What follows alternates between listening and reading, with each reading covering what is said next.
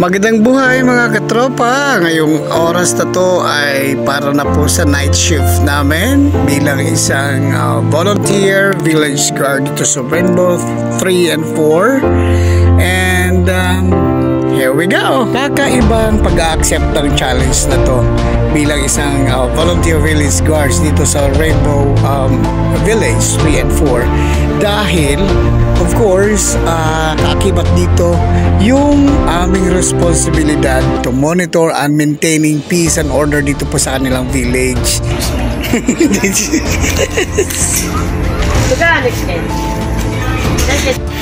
Siyempre, 18 time. Bibigyan ng combination, ano? Oh. Good to much.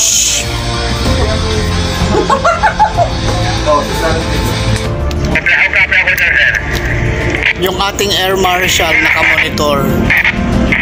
At bukod pa dyan, gaya ng nabanggit ko sa naunang video, yung movement in and out dito sa loob ng village at at the same time, yung mga pasaway.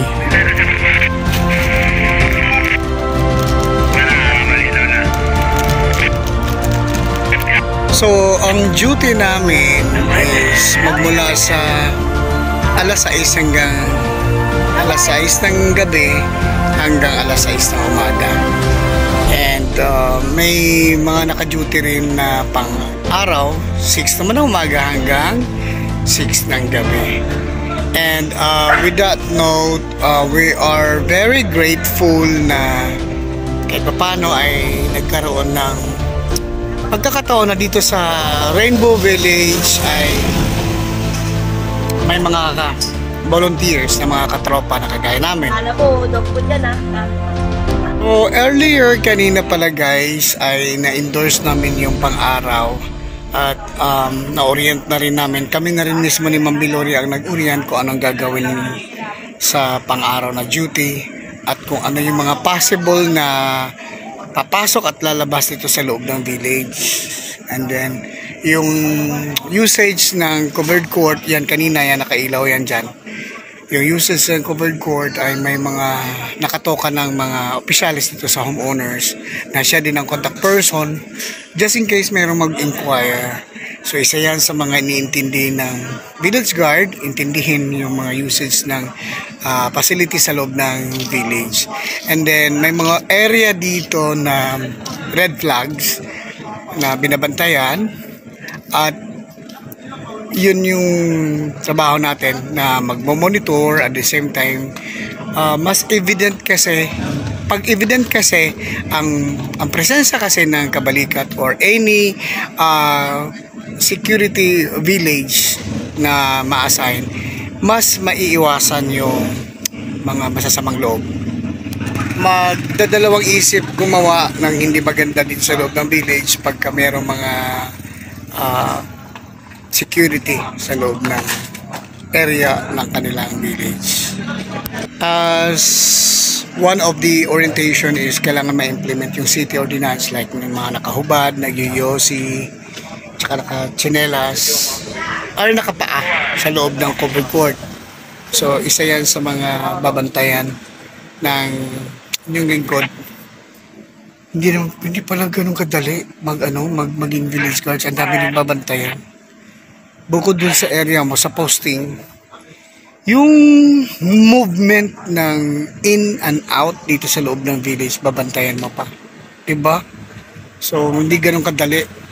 At with this platform, hopefully, I'm looking forward na maintindihan ng iba na kung gaano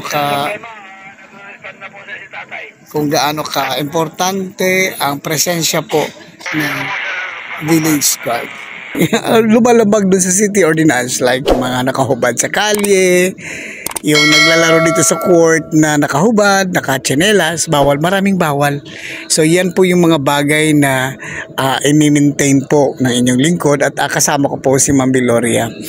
And of course, ang ating air marshal ay nakamonitor lagi at thank you so much Sir Black Combat dahil lagi namin nare-receive ang mga pagbabato mo sa mensahe para sa amin. And malaking bagay po yan. At least we are alive na alive and kicking kami dahil sa nagigising kami. So, naisipan namin na mag-ikot. Medyo may kadiliman ng lugar.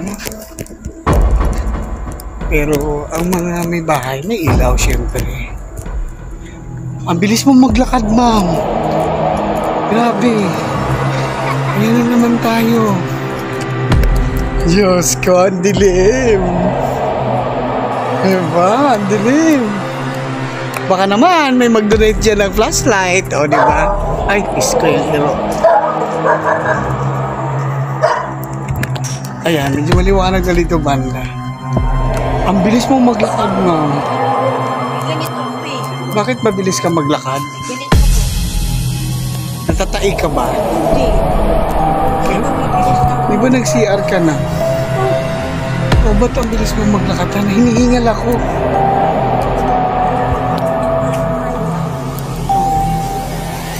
Paikot lang ba to? Hello? Ano yun doon? Baka natin, paano natin matutunan? Nagdiretso tayo dyan sa dulo.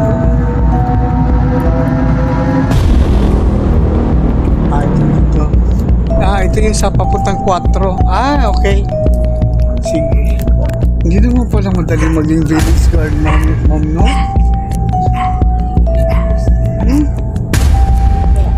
Alam mo ba lang ko? Akala mo maliit lang siya, pero malaki. Layo na nating naikot. Oh, meron pa rito, oh. Main road pa lang tayo. Alam mo yung bahay ni Ma'am Dumanlag dito? Ha? Oo. Saan? Kabila pala eh. Hinihingal ako, ma'am. Grabe siya. Kaya Ano yun? Baka ano na yan? Baka Durian Street na yan? kailangan mag-ano pa. Pagkalaki. Mga aso, ma'am.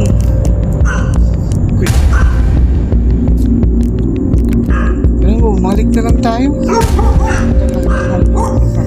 Balik na lang tayo. Kasi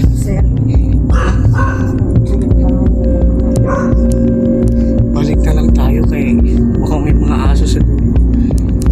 Ano sila, natitrigger sila sa dalakong yantok. At saka hinihingal na ako. Pero ako sa totoo, hindi pa ako nakaramdam ng hingal. Grabe naman ang... Hindi mo pero At bakit ko kailangan naman gawin maglakad na malayo? yung puso natin, exercise. Hindi tayo maipunan ng taba. Ay, nakakahiya naman sa katawang ko. Ganyan kasi, hinihingal ka na. Yung puso mo niyan, nagaganyan eh. Gagalit ka ba, ma'am? Hindi naman. Kwento lang, bilang kapatid. Ako talaga ang kapatid mo? Kuya kita? Jacob! Okay, time check ay eksaktong 1:00 na ng madaling araw. So, almost na naming masurvive ang first day. Ito pa rin si Ma'am Biloria, oh. Oo, tinan. Dito ka, Ma'am Biloria, dali. Lapit ka rito, ma'am. Tinan mo ang mukha ni Ma'am Biloria, oh. Virgin na virgin. Ako tayo na. Sa pinabatok. O, di ba? So, ang kasama namin, dito ka, ma'am, may kasama kami, akala nyo ba? 3 po kami. Ayan! Bagong member na po yun ang kabalikan. So, siya ngayon ang nag-orient sa amin kung ano ba ang pwede naming gampanan bilang village guard dito. Tapos siya nag-orient at kasama ko rin siyang nag-ikot sa pangalawang ikot roving. Then, si Ma'am Biloria naman ang naiiwan dito sa gate kasi mukha siyang anghel dyan. Tinaman ako. Mukha siyang pakpak na lang ang kulang niya, no? Anghel na. Tapos napuputol yung katawan. Ay! Napuputol ang katawan. Ano no? Ano yun? Mananangga! Yan natin. Baka mamaya mapagagalit yung owners. Ay, yun. Oo. So yun. So yun pa rin, ito yung armas namin. Yan. O, diba? Ha! Ganyan. Yung pala may aso lang ang kalaban. Aso pala umuwi na. So, yun, sabi nga ni Sir Joel kung kumusta daw yung ano natin unang gabi. Okay naman. Gitna pa lang sabay lang pa. Hinihingal ako sa roving. Okay. So nakikita niyo po yung ulap. Parang, di ba, parang umaga na. Alauna pa lang yan. Kayong excited. Magdamag pa kami. Magdamag pa kami rito. So, yun lang naman po yung routine. Siyempre, yung mga labas-pasok ng mga sasakyan. Pero, baga ganitong oras, starting kasi ng 11 o'clock, naka-sarado na po yung gate. Ipapakita natin yung gate kung sarado. Yan. Sarado na po ang gate. Yan. So, magbubukas. Anong oras magbubukas ito, Mamaki? 5 magbubukas. So, kita nyo ang kali, oh. Yan, oh. Ay, may manananggal. Ay. Yung inagagri yung Ay, ayan na. Hindi na magkakapagpakatama. Lipad na siya. Huwag ka naman magwagwag ng buhok. Hindi po ito eremita. Yan. Mahati na yung katawan. Oo, ma'am, huwag ka magpalot ang taga-aklan ka. Ay, hindi pala. Sorry po sa mga aklan. Pagkagalit ang mga taga-aklan. Yan ang bayan. Hindi, joke lang po yun. Oo. Ayan na, anak si Ma'am Biloria. Hala, ma'am. Okay. So, wala lang. Hindi pa kami inaantok. Hindi halata. Bakit hindi kami inaantok? Kain kami ng kain. O, di ba? So, nag-layer-layer na nga itong agad-agad. Nagtaba agad. Okay, masaya lang. So, may konti, ano na kami, magpapahinga na. So, 1:30 na, di ba, sa haba ng usapan natin, ano? So, 1:30 na. So, mamaya, konti. Meron lang akong, allowed ba tayo ipakita? Ay, hindi, wag na lang. Kasi, napakita ko sana yung kanilang high definition na CCTV. Di ba? So, kaya lang, bawal. Oo. So, basta importante ay masaya. Masaya pala maging village guard. Although, nakaka-worried lang kasi hindi mo alam kung sino yung sistahin mo. At, yung pala aso lang. Aso lang pala ang nakakahabol sa amin pag nagro-rubing. Tahimik ang kanilang village, in fairness. Pero, doon tayo sa mga pumapasok sa kanilang village kasi hindi po kontrolado ng mga homeowners ang mga pumapasok dahil nga basically wala naman pong talagang kumbaga nagbabantay kasi wala naman silang designated na security sa kanilang lugar. So ngayon, since evident na po ang mga volunteers na kabalikat dito sa kanilang village, actually marami na ako nakakausap ng mga homeowners dito na nagpapasalamat sila na kahit papano ay may mga volunteers na po dito sa kanilang village kasi maiiwasan, magdadalawang isip na kayo dahil nandito na may makasama kaming manananggal, lagot kayo. So, at least, magdadalawang isip na ang mga gumagawa ng masasamang loob. Meron kanina talagang china-challenge yung pasensya ng mga volunteers pero ganun pa man ay nadadala sa pakiusap. So, yung mga lumalabag talaga at mga matitigas ang ulo, pakiusapan lang, susunod din yan. Kasi nakita naman nila, meron pa tayo, yan. So, yan po yun. So, alam din nila na meron kami, So, pwede kami tumawag sa barangay pag magtitigas-tigas ang ulo nyo. Pero hindi namin dinadaan sa dahas. Lahat ng bagay ay kayang pakiusapan at in a professional way para po mahiya naman sila. So, may mga ganon. Siyempre, first day na nakikita nila yung presensya namin. Pero marami dito nakakaalam na kung ano ba talaga ang kabalikat. Kaya, malamang sa malamang, irerespeto nila yung presensya namin dito at hindi nila aabusuhin. So, good luck na lang sa amin. So, that's all for today, guys. So, well, hindi ako mag-promise kung bukas makapag-update pero I'll try to check kung meron mga magagandang development siguro. And then, ang exciting part lang po talaga dito is yun yung i-cover ko, yung mga unexpected ano yung mga pagbabago, at gusto lang po naming maipakita sa mga may-ari, mga residente dito na kahit paano dahil sa nandito na kami, magkaroon man lang ng progress at development po dito po sa inyong lugar. And sa mga subscribers natin, maraming salamat sa pagsusuporta nyo sa ating Kabalikat Network channel. So continue watching the videos, and then of course mag-thumbs up kayo. Yun yung mga mag-engage kayo, mag-comment kayo. Awayin nyo si Ma'am Biloria o kaya ako, awayin nyo ako dun sa chat box sa baba.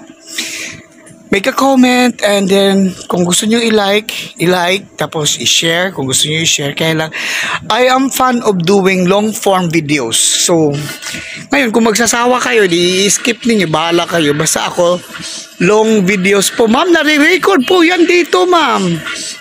Mag-headset ka, maingay. Si Ma'am Biloria yan. Si Ma'am Biloria nagka-iPhone, kaya talaga siyang nag-i-enjoy siya sa kanyang iPhone.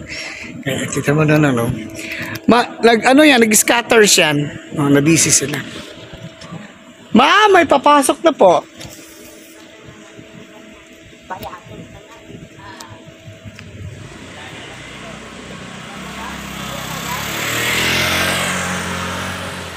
So yun yung mga labas-pasok. Anyway, kita nyo naman sa mukha ko, hindi naman po kami napupuyat kasi tulog po dapat sa araw. Bawi-bawi lang energy. Parang ganun lang. Binago lang namin ang mundo. Sa kabilang mundo kami ngayon. So, parang kumbaga ngayon, alauna ng hapon, ganun lang. Simple lang. So, adjust lang. And thank you so much, guys. Enjoy watching and enjoy the rest of the night. Enjoy the rest of the day. And have a good one.